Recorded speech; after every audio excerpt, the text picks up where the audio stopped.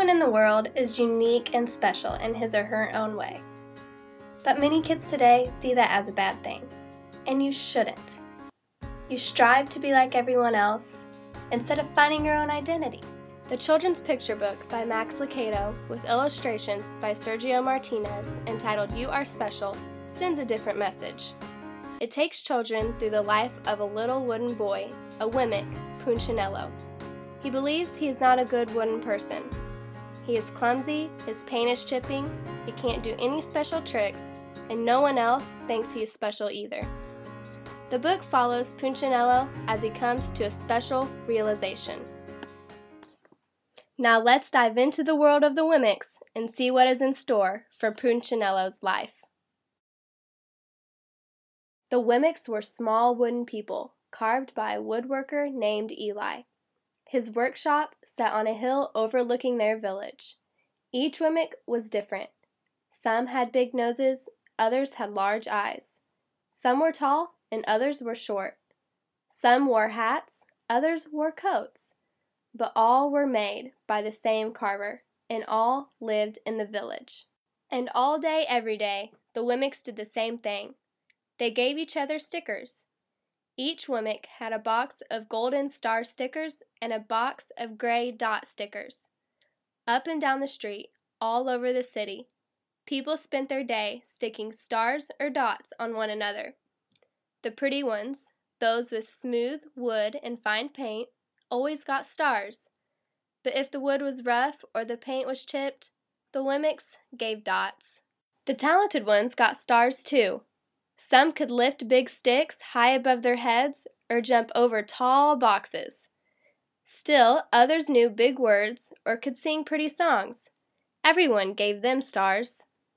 Some Wemmicks had stars all over them. Every time they got a star, it made them feel so good. It made them want to do something else and get another star. Others, though, could do little. They got dots. Punchinello was one of these. He tried to jump high like the others, but he always fell. And when he fell, the others would gather around and give him dots. Sometimes when he fell, his wood got scratched, so the people would give him more dots. Then, when he would try to explain why he fell, he would say something silly, and the Wemmicks would give him more dots. After a while, he had so many dots that he didn't want to go outside. He was afraid he would do something dumb, such as forget his hat or step in the water, and then people would give him another dot. In fact, he had so many gray dots that some people would come up to him and give him one for no reason at all. He deserves a lot of dots, the wooden people would agree with one another. He's not a good wooden person. After a while, Punchinello believed them. I'm not a good Wemmick, he would say. The few times he went outside, he hung around other Wemmicks who had a lot of dots. He felt better around them. One day, Punchinello met a Wemmick who was unlike any he had ever met. She had no dots or stars. She was just wooden. Her name was Lucia. It wasn't that people didn't try to give her stickers. It's just that the stickers didn't stick. Some of the Wemmicks admired Lucia for having no dots, so they would run up and give her a star, but it would fall off. Others would look down on her for having no stars, so they would give her a dot, but it wouldn't stay either. That's the way I want it to be, thought Punchinello. I don't want anyone's marks. So he asked the stickerless Wemmick how she did it. It's easy, Lucia replied. Every day I go see Eli. Eli? Yes, Eli, the wood carver. I sit in the workshop with him. Why? Why don't you find out for yourself? Go up the hill. He's there. And with that, the Wemmick who had no stickers turned and skipped away. But will he want to see me? Punchinello cried out. Lucia didn't hear. So Punchinello went home. He sat near a window and watched the wooden people as they scurried around, giving each other stars and dots. It's not right, he muttered to himself, and he decided to go see Eli.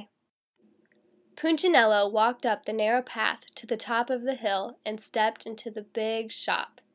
His wooden eyes widened at the size of everything. The stool was as tall as he was. He had to stretch on his tippy toes to see the top of the workbench. A hammer was as long as his arm. Punchinello swallowed hard. I'm not staying here. And he turned to leave. Then he heard his name. Punchinello? The voice was deep and strong. Punchinello stopped. Punchinello, how good to see you. Come and let me have a look at you. Punchinello turned slowly and looked at the large bearded craftsman. You know my name? The little Wemmick asked. Of course I do. I made you. Eli stooped down and picked him up and sat him on the bench. The maker spoke thoughtfully as he looked at the gray dots. Looks like you've been given some bad marks. I didn't mean to, Eli. I really tried hard. Oh, you don't have to defend yourself to me, child. I don't care what the other Wemmicks think. You don't? No, and you shouldn't either. Who are they to give stars or dots? They're Wemmicks just like you. What they think doesn't matter, Punchinello. All that matters is what I think. And I think you are pretty special. Punchinello laughed. Me? Special? Why? I can't walk fast. I can't jump. My paint is peeling. Why do I matter to you? Eli looked at Punchinello, put his hands on those small wooden shoulders, and spoke very slowly. Because you're mine. That's why you matter to me. Punchinello had never had anyone look at him like this, much less his maker. He didn't know what to say. Every day I'd been hoping you'd come. Eli explained. I came because I met someone who had no marks, said Punchinello. I know. She told me about you. Why don't the stickers stay on her? The maker spoke softly. Because she has decided that what I think is more important than what they think. The stickers only stick if you let them. What? The stickers only stick if they matter to you. The more you trust my love, the less you care about their stickers. I'm not sure I understand. Eli smiled. You will, but it will take time. You've got a lot of marks. For now, just come see me every day and let me remind you of how much I care. Eli lifted Punchinello off the bench and set him on the floor. Remember, Eli said as the Wemmick walked out the door. You are special because I made you, and I don't make mistakes. Punchinello didn't stop, but in his heart he thought, I think he really means it. And when he did, a dot fell to the ground.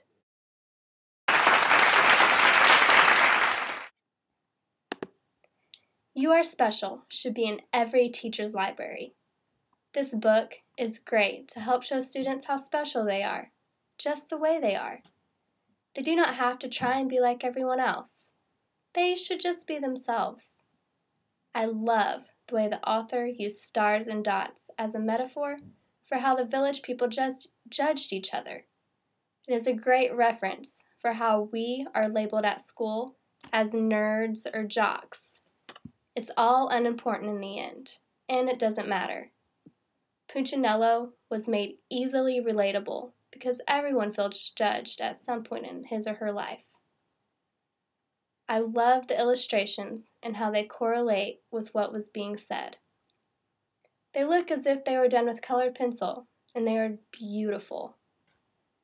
I was just recently introduced to this book last semester, and I think it'll continue to be my favorite for many, many years to come.